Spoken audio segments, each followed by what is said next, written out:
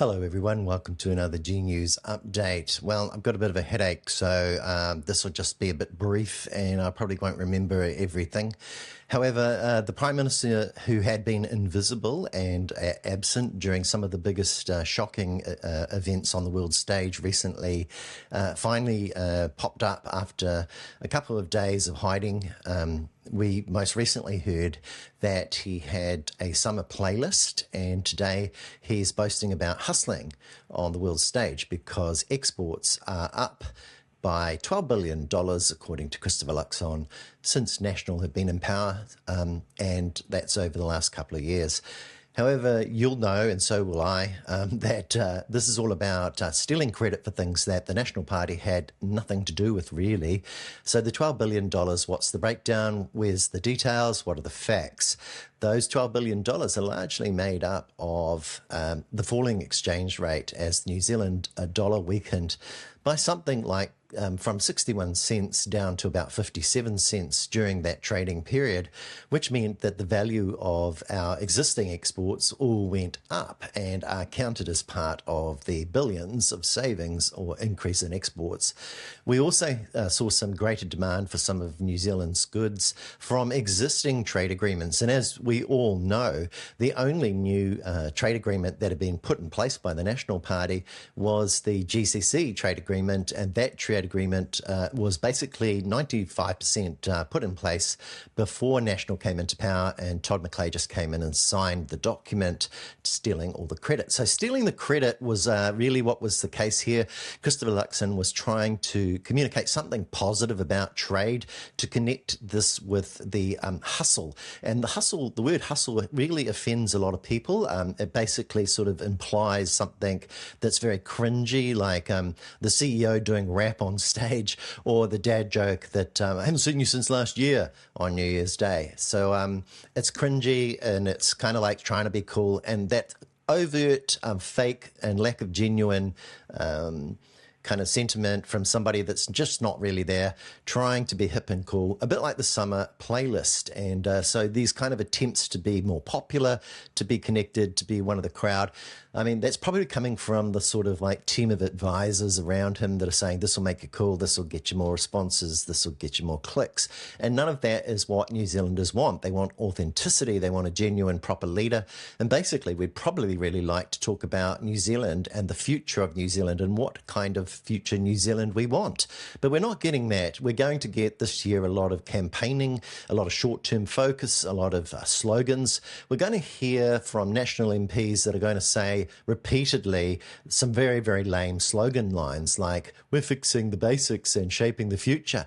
And these are going to be real dumb, stupid, blockhead kind of backbenchers that haven't really done anything but sat on their asses for the last couple of years, taking kind of massive salaries and big pay increases while the rest of the population has actually been through a cost of living crisis that Nicola Willis hasn't helped a bean with.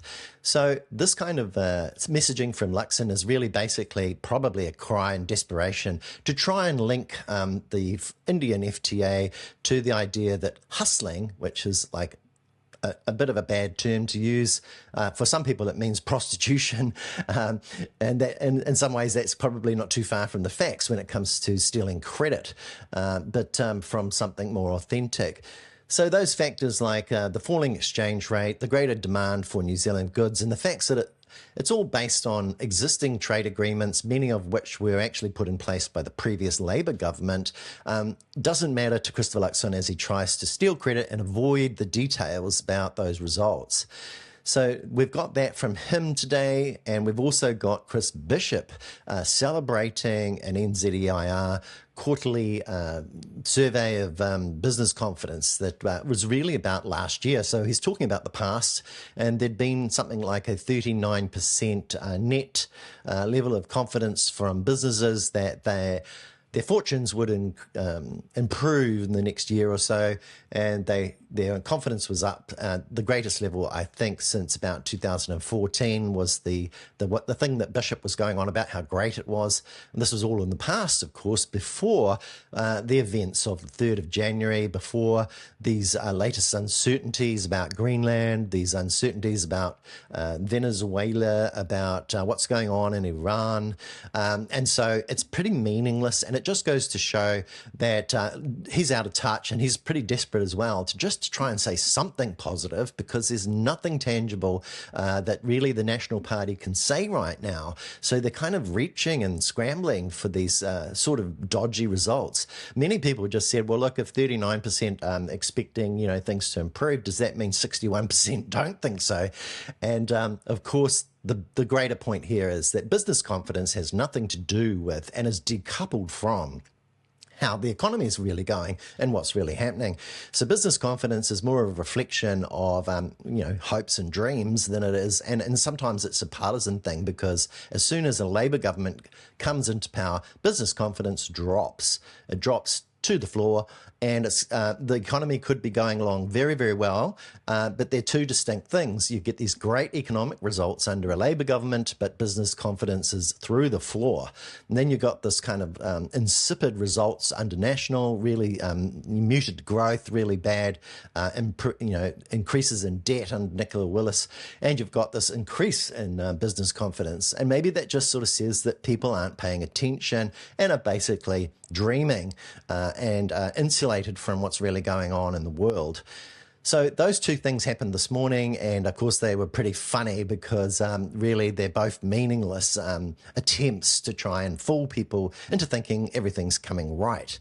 Overseas, we've actually heard more sort of disturbing news today. We've got Trump issuing 25% tariffs on any country that does trade with Iran, based on the instability in Iran that has actually been caused by sanctions against Iran. Most of it led, I think, by the United States and Israel in that region, which has helped to impoverish the economy, has the currency falling through the floor, which has increased inflation to 52.2% in December, and meant that everything's unaffordable, which has led to civil unrest, which has probably been provoked as well. And we've got that situation where Trump is kind of a 1 minute threatening military action, which could really be bad for everybody economically as well as on a human level. But the next minute he's imposing tariffs willy-nilly again. So this random tariff thing that no one can see, that's not in Luxon's sight. He can't see what's going on. He had no idea about tariffs, even though Trump had said, look, I'm going to raise tariffs when he was elected into the second term. Neither Willis nor Luxon were paying attention. None of them expected it. This wasn't built into our plans. We didn't foresee this. So they were shocked. And then we had that terrible second quarter in 2025 where we plunged down 1.1% in terms of our economic growth. The economy shrunk. And this was under Luxon's watch. So again, he's not seeing these kind of things happening. No one can see what Trump will do next. So it's not really Luxon's fault, but that's the world we're living in. It's very uncertain. We've also got Luxon stirring up trouble. We've got NATO now considering sending a force into the sea around Greenland in order to protect Greenland. So this is all of the countries of Europe coming together with Denmark and putting together a military force to prevent Trump from taking military action in Greenland. So that's kind of big news today. So that Germans and everybody are looking at the finances that would be involved in launching a big military scale action up in the Arctic around Greenland. And that's not all that's been going on in America. The domestic politics are interesting because you've got the state of Minnesota actually suing the Secretary of Homeland Security, Kristi Noem, who is good mates with Judith Collins, for her actions over the tactics of ICE in Minneapolis that led to the murder, I guess, of Renee Nicole Good, and who's the mother of 3. And we've all seen that footage now, and we've seen how Kristi Noem is actually doubling down on the idea that somehow or another Renee Good was actually weaponizing her vehicle and becoming a domestic terrorist, when the video footage clearly shows that the ICE agent pulls his gun beforehand. There's this picture here of her saying, don't be afraid of me, shortly before she's actually shot dead 3 times, I believe. And, the whole of the community is up in arms about ICE.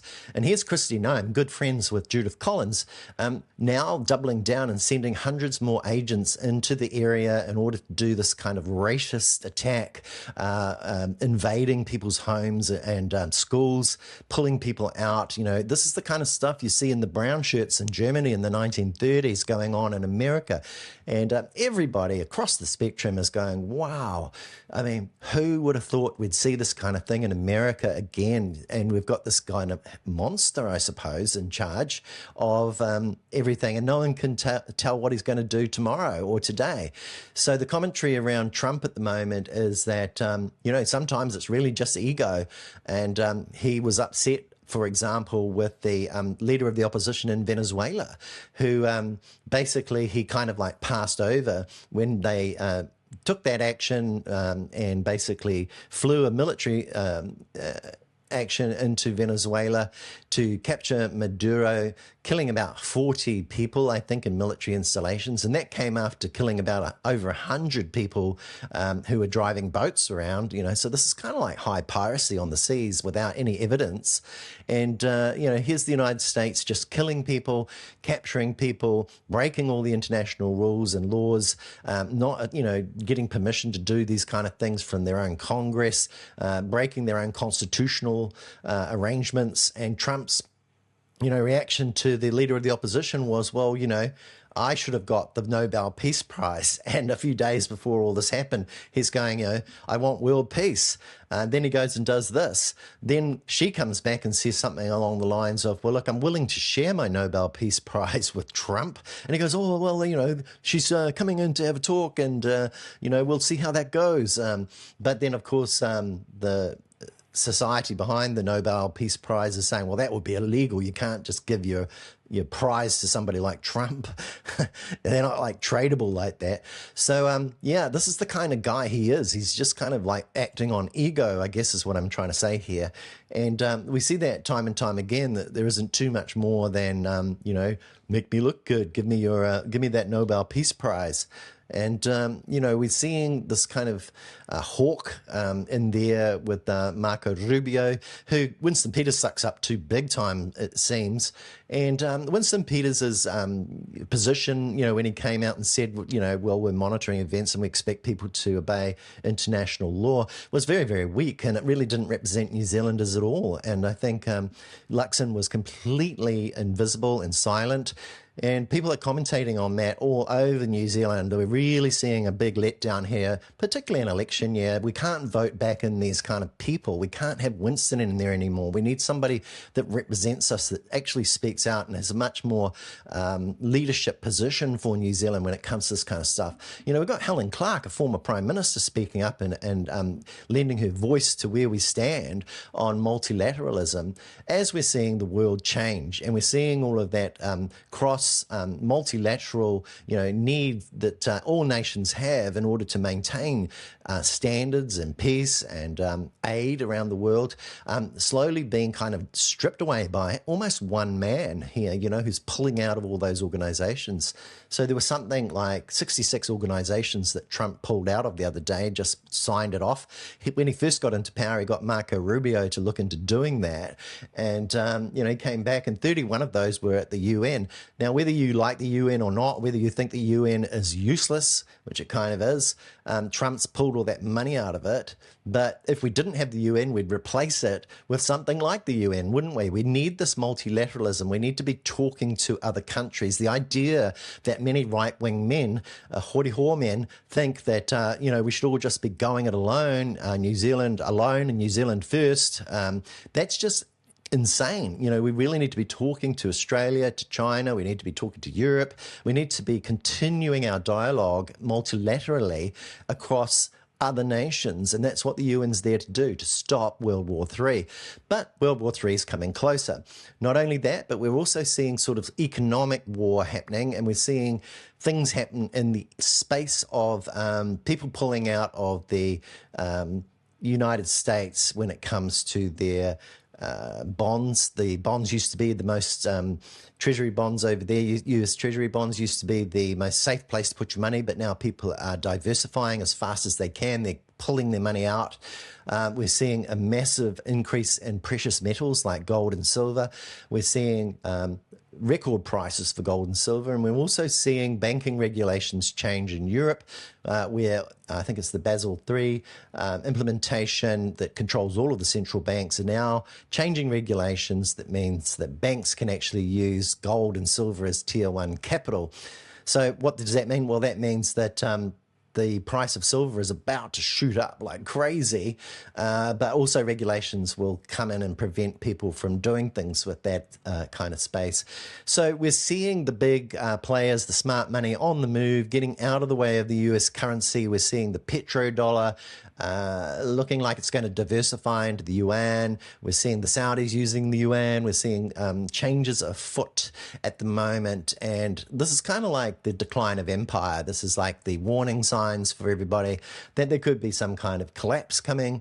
And really, what do we do in those kind of circumstances? Well, in New Zealand, we should be looking at a future where we build up things, where we don't kind of just randomly sell things off into private equity, where we don't look at things like, hey, there's a lot of money slushing around, let's bring it here. When we don't understand opaque, investments, where we can't see, whether those funding sources are going to collapse. So there's a lot of concern about the National Party and the way that it's actually been captured, I think, by people at the top there who have associations with the Atlas Network and their obsession with foreign direct investment in New Zealand. We're seeing quite a lot of talk about selling things off. Asset management will be good for us. We heard this morning Rene talking in the New Zealand Herald about what Mr. Rennie, the Secretary for the Treasury, thinks when it comes to consolidating our position economically over time. He's talking about everybody who's getting old and have sore joints and everything like that, working a bit longer, all that heavy labour stuff, just carry on with your broken bodies. He's not really into raising the age of super. That's what I read in there, but he is talking about you getting less, maybe pinching back some of that money. So, as the price of goods go up, older people, our seniors actually can't afford to even live or participate in society. And so that is the direction that you might go if you're really into neoliberal Atlas Network austerity with Nicola Willis and her friend Ruth Richardson. So if you want to go down that path of making it harder for people as they grow older, then that's the way to vote. But I think the people who want a better future in New Zealand, then we should be looking out, maybe 30 years and saying, what should the ideal New Zealand look like? So I'd really be interested in your views on what that vision is. How big should our population be? Should we have about 8 million people by then? Or should we have 40 million people in New Zealand? What's the mix? We also seen the Sikh community standing up for itself down in Tauranga after they've been attacked by a group linked to Destiny Church, who seems to be involved in thinking that New Zealand is somehow theirs, and that there's some kind of racial purity thing here that needs to be adhered to, some sort of racist obsession with Asian migrants. And so this kind of underbelly of prejudice and racism, when everyone says, I'm not racist, but I don't want these people here threatening my job. Well, that's actually xenophobia, isn't it? Really. So we've got to have a balance kind of immigration policy, but we don't need that kind of thing. And we don't need the misuse of the haka. We don't need Brian Tamaki intimidating and threatening people like any old gang might have in the past. Got Mark Mitchell talking that kind of thing up, but he doesn't do anything to defend the Sikhs, does he? Haven't seen them out there doing anything about Brian Tamaki, have you? Well, the police have done a good job there. I think they've kept everyone safe and they've reassured everybody about things. But gosh, their job is not made easier, is it, by a government that just sits around? Meantime, you've actually got Luxon and his absence and his lack of visibility on any of these kind of issues that have happened this year. And a big contrast here is really that even though Trump is similar to Luxon in that he likes to steal credit for everything that he didn't do either, both of them are the same when it comes to stealing credit. Trump has been busy. He's been visible. He's been out. Christmas Day, Boxing Day, New Year's. Trump is out there. Trump has been visible. He's talking. He's working. But Christopher Luxon, he's goofing off. He's having a holiday. He's just not even there in the park. This is an invisible prime minister.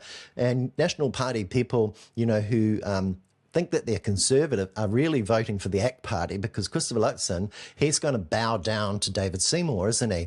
Like he did last time. There's no reason to believe that any of that behaviour will change if we return this government to power. It's going to be David Seymour in charge. So that's the future from 26 to 29. If we don't get rid of this government, it's going to be Davey Boy in charge of New Zealand, running the country.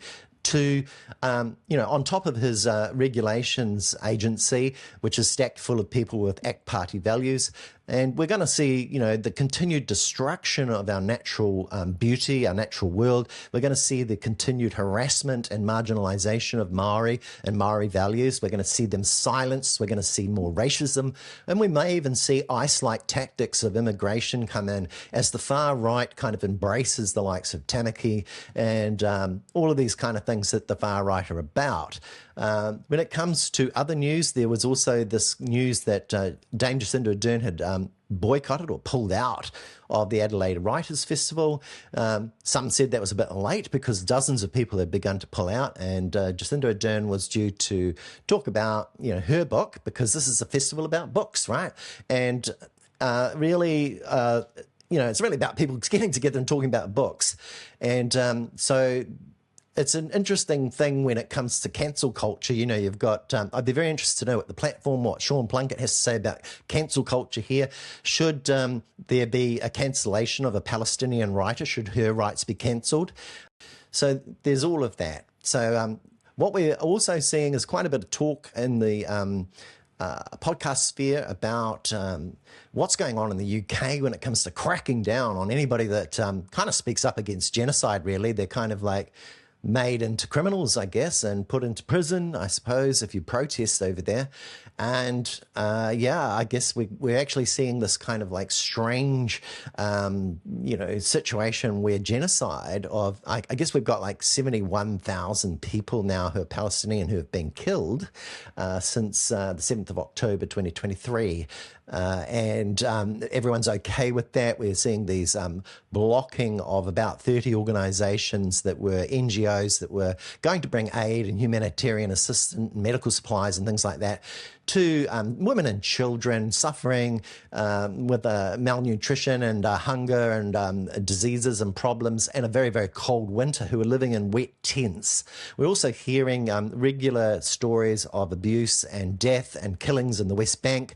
And we've got David Boy Seymour, who's actually saying, well, you can't actually intervene or do anything about it until all of the shrubberies are in place and everything's perfect and everything meets these kind of impossible conditions.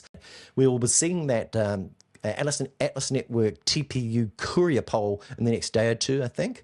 And maybe it'll be a little bit better news because David Vara is a good friend of the National Party, so maybe we can play with a few percentages within the margin of error there. I mean, these are not people that are accredited by the Research Association of New Zealand, who looks at all of the standards that must be applied to polling. Courier had actually pulled themselves out of that. They didn't want to be too closely scrutinised, and they didn't like being challenged, and there'd been a number of polls that didn't meet the standards. So, you got to look at those courier polls as a sort of Atlas polls, really, and that's why I always mention Atlas. So there's some, commentary, I think, for this afternoon. I could go on and on and on about other things. One of the other things that did come up was that over in Samoa, the latest administration has just discovered that it was a secret deal that was done by the former Prime Minister in Samoa with, I think it might have been Winston, for a lousy $6 million New Zealand, which is 10 million in Samoa, as compensation and full and final settlement for the sinking of the naval ship 2 kilometres off the coast, where diesel was spilled everywhere. And of course, the current administration's a bit shocked and is saying, well, look, maybe we will just give the money back because this is not good enough. Samoa needs more compensation than this, and this deal shouldn't have been done. So you've got news like that coming out. So there's a whole lot of issues. I'll probably just leave it there. Have a wonderful afternoon, and I'll talk to you all again soon.